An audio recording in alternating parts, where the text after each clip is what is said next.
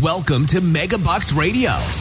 Conversations with successful entrepreneurs, sharing their tips and strategies for success. Real-world ideas that can put MegaBucks in your bank account. Here's your host, Nina Hershberger. Welcome to today's show.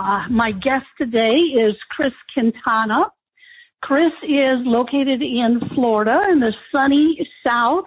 Sure wish I were there right now, Chris. I'm up in Indiana, so I'm jealous that you're enjoying a little bit more warmth than we are up in the cold north. Chris is a financial strategist, an estate planner, but what I like to say is she does things different than every other financial planner you and I probably have been involved with. And I'm excited to be able to talk to her. So, Chris, welcome to today's show. Thank you so much for having me. So let's go back in time. Anybody could become a certified financial planner or a strategist if they take, classes and pass tests and stuff. But you're unique. Tell us, how did you get into this industry? Well, that is an interesting story because I never dreamed that I was ever going to be in this industry. I was actually taken advantage of by a financial planner or a financial professional. And after that happened, I decided I was no longer going to let anybody help me with my money. And so I needed to figure it out myself. So I started studying, researching, and trying to figure things out for myself. And the things that I was learning, I became kind of upset because I didn't understand why we weren't taught this stuff in school. Certain things, there were certain simple things that could have been taught to us that were never taught. And it kind of upset me, and it kind of put me on a track. And I started telling all my friends or anybody that will listen to me about the things that I was learning. And then they started bringing their friends to me, and it just sort of became like, it kind of grew on its own. And I started a club, and just bringing women, it was for women. I wanted to help educate women because I felt that women, I was a woman and I was taken advantage of, and I wanted to make sure it didn't happen to other women. After doing that. So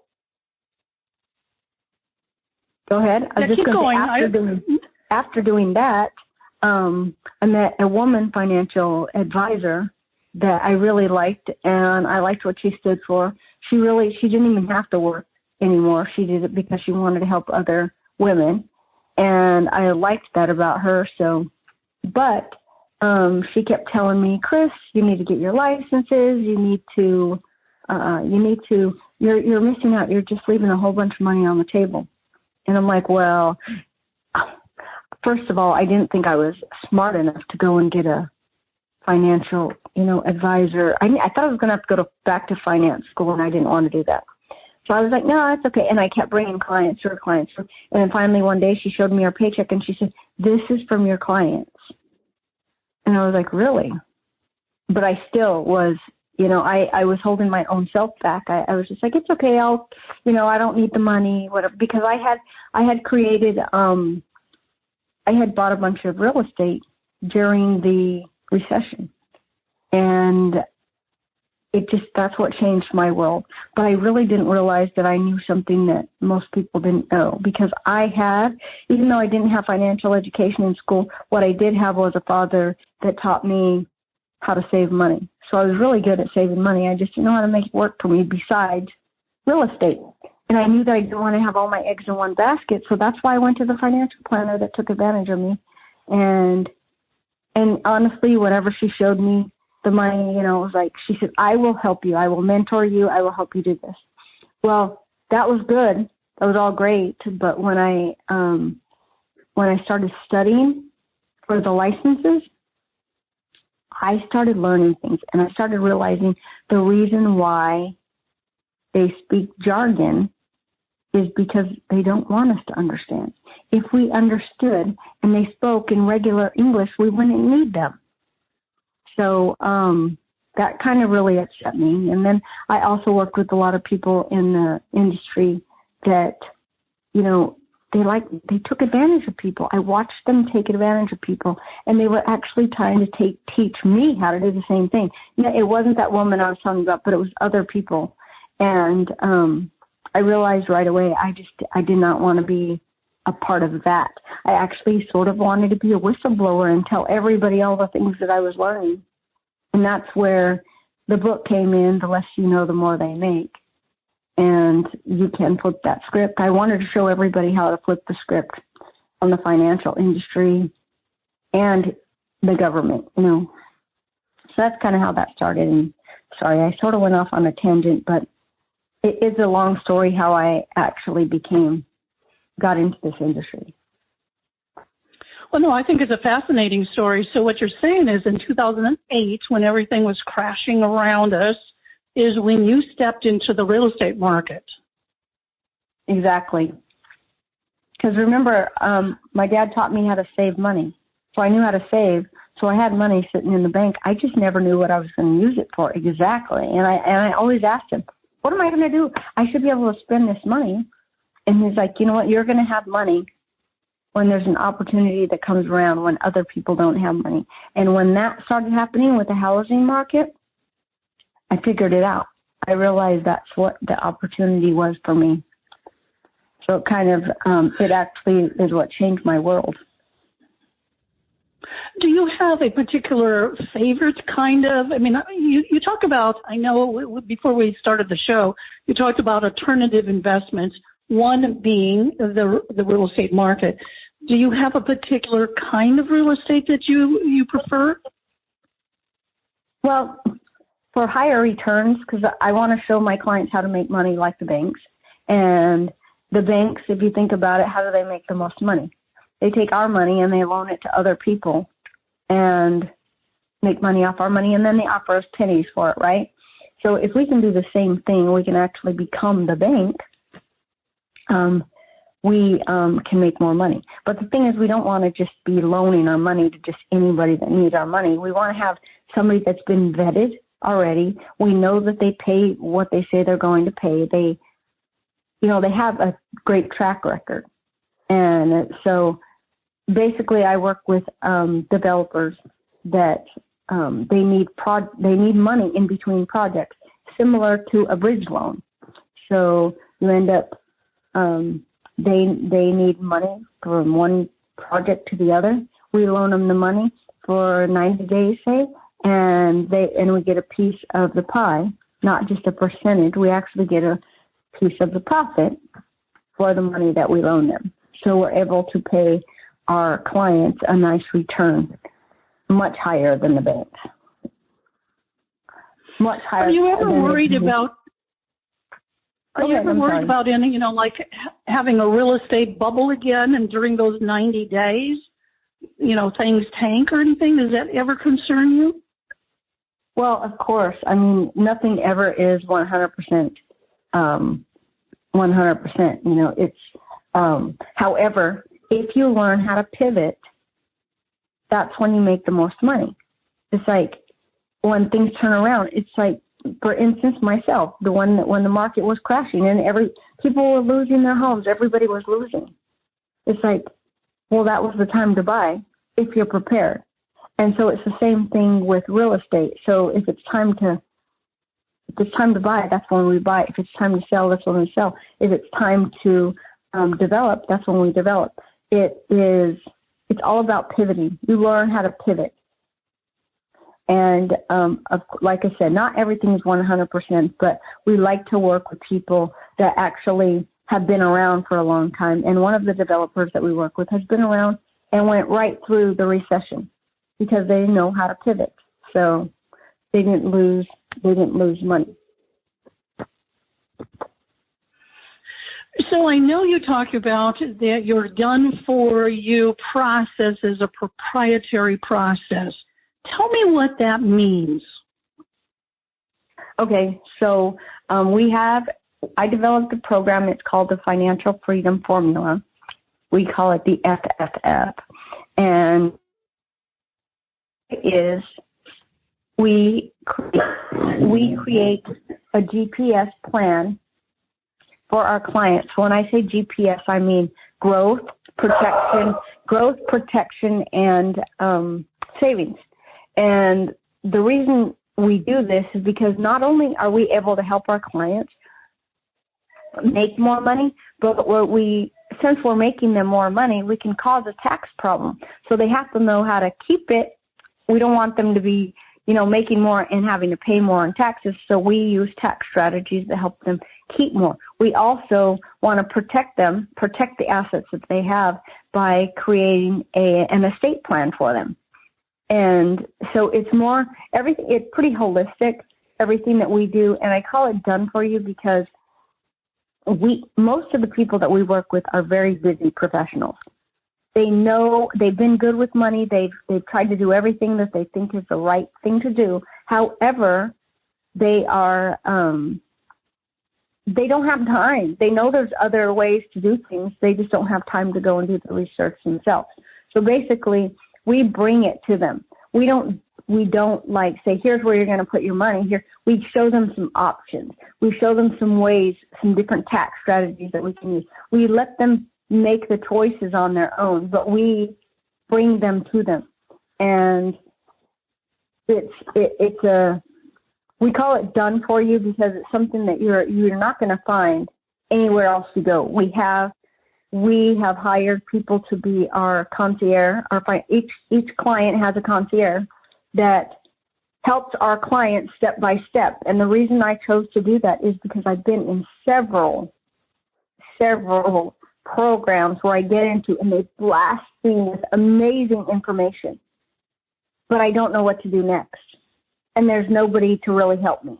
Or they tell me that I can call and make my own appointments, but then when I go to make my own appointments, there's nobody to talk to.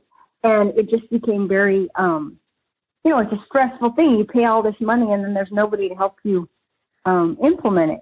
And so that's what we do is we not only give you the information and, show you how to make give you a step-by-step plan based on where you want to be, but we help you implement it. We don't just leave it to you to go and take care of. Does that make sense? So, yeah, that makes perfect sense. Do you, in the portfolio that you're helping people do you do some traditional stocks or mutual funds or any of that kind of stuff as well? You know what? We actually have licensed professionals, licensed advisors that we work with that use really great strategies to help clients mitigate losses. However, I don't personally do it, but like I said, if that's what they want, most of our clients are looking for a different way though. They're tired of the roller coaster ride. Yes, we have somebody if they want to stay on the roller coaster, or if they want to keep part of their money, in the stock market, we have somebody that can definitely help them with that. But the goal is Are you a fee-based, or do you take a percentage of the profits that they earn from those real estate transactions? Actually, we don't get paid. We do get paid by the client, and it is just a fee. We have a fee that we charge for us to do everything. And the reason why we do it the way we do is because what I have found is that you can tell a client they need an estate plan. They need to speak to a lawyer. They need to set up their trust. They need to protect themselves. But most people put it on the back burner. Or they'll create a trust. The lawyer will create the trust for them, and they never fund it. They never put anything. There's been so many people I've spoke to that have a trust, and nothing's in the trust because the lawyer, they didn't help them implement it. They gave them the box, but they never helped them put the stuff in the box. So we actually purchase these different products for our clients, the tax plan, the different strategies that we're able to use. We purchase them for the client so that they're in the program and they are walked through each one of them. So they actually get everything taken care of. And they also have access to the private opportunities that are available because they're not advertised. These type of opportunities are not advertised.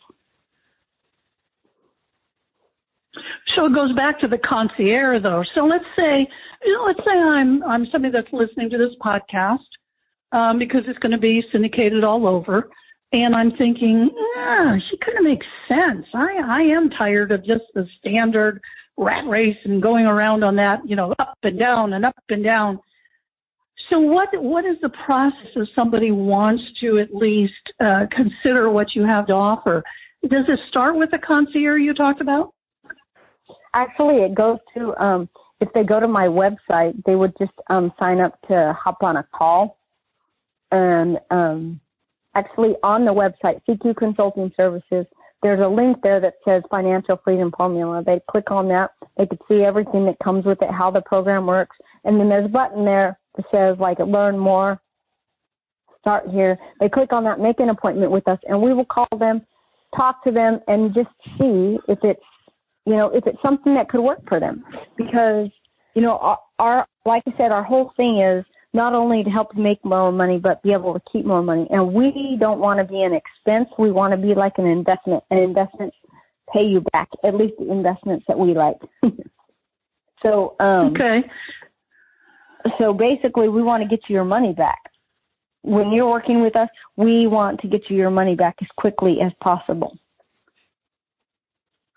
So you talk about alternative investments. Is the real estate the only alternative, or do you have even others that you recommend? No, we have others that are available. A lot of it is in real estate. If you have ever noticed, I'm sure you've noticed that most of the millionaires in the world or billionaires in the world have become rich with real estate. So real estate, you can... there's different ways of making money with real estate. Another way is we use tax liens. And tax liens are very... So that's a totally different way. It's not actually holding, just making money with the actual tax liens. But they're not, we don't send them out to go buy their own tax lien. We work with a group of professionals that this is all they do, is they work with tax liens. They buy tax liens in bulk, kind of, but they go out and look at every single property. They don't just buy it off the internet and it looks good on Google, but when they get there, it's been burnt down. But they also work with the people that they're paying the tax liens for. They want to see if these people, they want to help people. If they can pay it off, they go and check with the people that they're paying the tax liens for. Ask them, do you think you're going to be able to pay this back? If they're honest with them and tell them, you know what, I don't know if we're going to be able to do it, they will actually offer them money to walk away from the home, because otherwise they end up losing the home for the price of the tax lien. So it's, if they're smart, they will take the money and walk away. And the returns are amazing for this company that does the tax liens, which then in turn gives our clients a great return. So in other words, they might go in and do a little bit of rehab on the property and then flip it and make more that way? Yes, yes. But they're doing that with a lot. It's not just one at a time. I know when I first started around 2012, I was like, I heard about tax liens and I wanted to learn how to do it for myself. And I could go in and I could buy a few tax liens by myself, but then it's slower. It's a slower return. These people it's like a year-round thing. They got tax liens. They got all kinds of projects going on, like nonstop. So it's not stopping. They may be holding on to this one property for a while, but it doesn't really matter because they have these other ones that they're working on. So it's not just one at a time.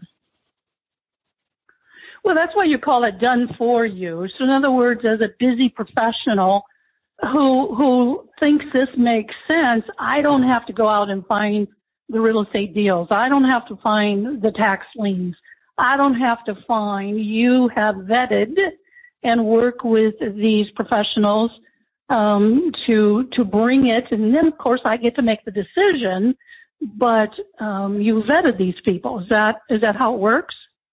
That's correct. I actually put my money into anything that any of my clients ever put money in. They know my money's in it or has been in it because I have, I will use it for a year or 2 years before I ever even tell my clients about it, because I need to know that it's going to work. And believe me, there have been some that I've put my money in and I've lost money. And my clients never even heard about them because, you know, I was vetting it out. And I lost money. They didn't lose their money. I prefer not to lose people's money. It's hard whenever... Yeah,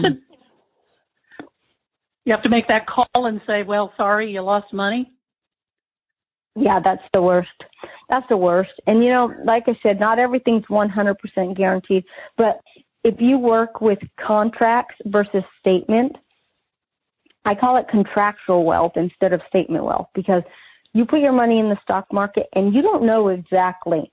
I mean, if you think about it, we have to put away money for 45 plus years to possibly have enough to retire in, according to traditional, conventional math that they do when we're talking to the clients.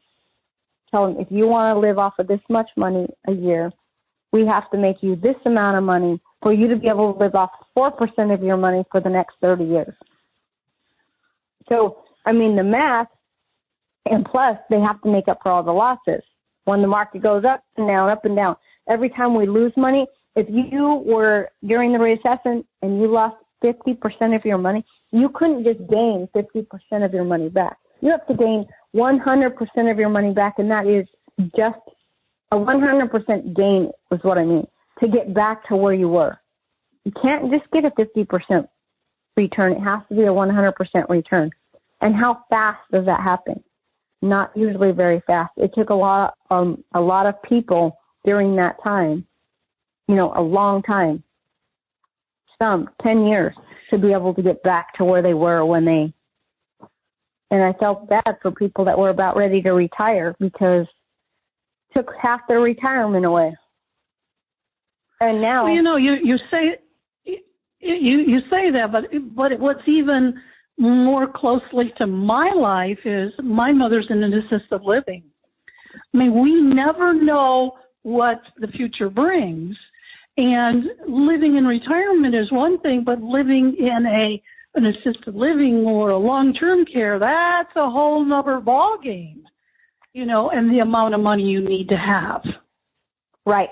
And the thing with that is, if you have the right estate planning, then, you know, you can, I know in my own personal experience, my grandmother, she had everything in her name, and she was 98 years old when she passed away.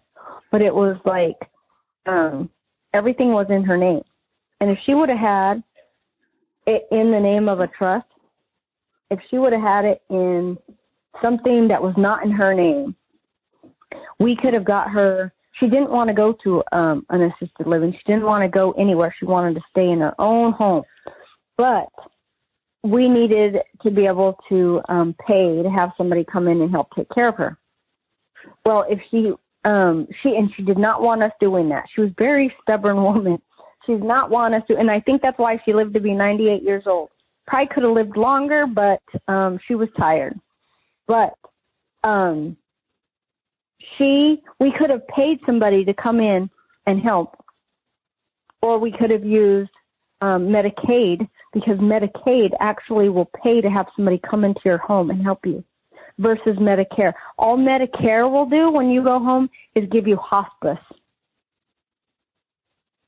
I hated that for her. I hated that, you know, we couldn't get Medicaid to come in and pay to have somebody come in and help, and she would not let us pay. If we paid, she kicked the people out of the house. So it was just like, it was just one of those things where I learned she was going to have to use all her money, everything. And they put liens on your properties. They would not help pay for anything. All that Medicare was willing to do was give her hospice. And she just said, give me hospice, I'll go on hospice. I don't want to spend she had left property to her kids, and she didn't want to, she didn't want to lean on that. She didn't want to lose it all. So she was just like okay with going on hospice. And I hated that. It was the worst thing to watch happen. Well, Chris, this has been fascinating, but I am looking at the clock, and we are out of time. But I know for a fact that there's going to be some people that listen to this who say, this woman sounds different. I like what she's saying. I like the possibility. I know you wrote the book, and we chatted before we got on the call, that you're going to offer that for people that would like to read the book first. You've also talked about that they can go and they can schedule a chat with you or your concierge or whomever. I will put in the show notes below the link for them to get to the download of the book. But I'm so appreciative of you taking the time. This has opened my eyes. It's really been a fascinating interview, and I appreciate you taking the time. Well, thank you for having me. I appreciate it. So tell them once again, where can they go to find if they want to schedule a call? My name is Chris Quintana, CQ. So my website is cqconsultingservices.com. And on the page, the first page, you can actually click on it and make an appointment. Or you can go to the Financial Freedom Formula, click on that, and read about it, and there's a link on that page also that you can make an appointment. Okay. Well, thank you so much. So until next time, I would challenge anyone listening to this, go to Chris's website. Until next time, this is Nina Hershberger. Thank you for listening to MegaBucks Radio with Nina Hershberger. To learn more about the resources mentioned on today's show or to listen to past episodes, visit megabucksradio.com.